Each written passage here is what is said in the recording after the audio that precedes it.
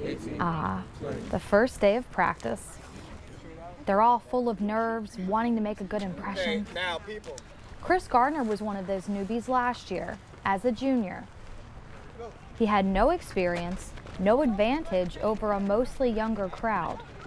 But unlike many athletes, Chris wasn't afraid to try a new sport in the second half of high school. While others were enjoying seniority, Chris was just getting started. I didn't really have anything to lose. It was just, I was open for almost anything. I'm good at football, and then my mom was like, you should try track, you should try almost every sport because you never get your high school experience back. I think I made a good choice.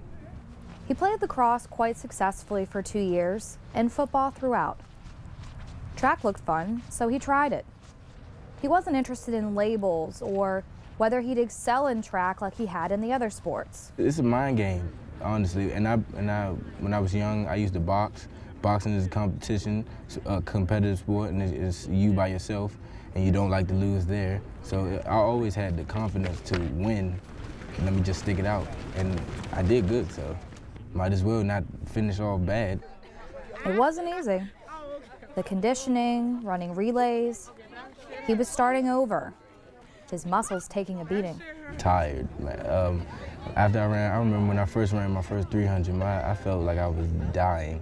My chest was all tight and my legs felt like jello. It was bad. You gotta tell your mind you can do this. If you have doubts that you can't do it, you probably won't do it. Chris struggled a bit. Coach Kevin Moore could see it. And when he hit a crossroad, Coach Moore had the answer. He was frustrated in the sense that he was holding back a lot in practices and as well as meets. I always tell our kids to try to be in the first 3 races, but Chris, you know, he wasn't sure of himself, and he was running in like the 6th heat, the 7th heat, and I just asked him, I said, do you want to be a state caliber runner, or do you just want to be Montgomery County good? And he said, I want to be a state runner. I said, well, then next time you better be up in that first heat. Chris took 3rd place at the indoor track regionals meet and 5th at states. Outdoor season was starting. Time for the training wheels to come off. I was thinking maybe I would place. Hopefully I would place, because I work hard on the track. I work hard, and I deserved it. And when I looked at the sheet and it said I placed, I was happy. I called my mom immediately and told her I made it.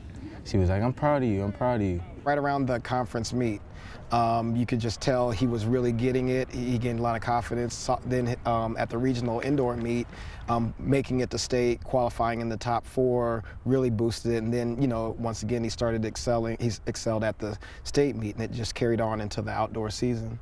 Towards the end of the season, you're always in your best shape, the best shape you can possibly be. So basically, we just ran just drills and just made sure that our form was good.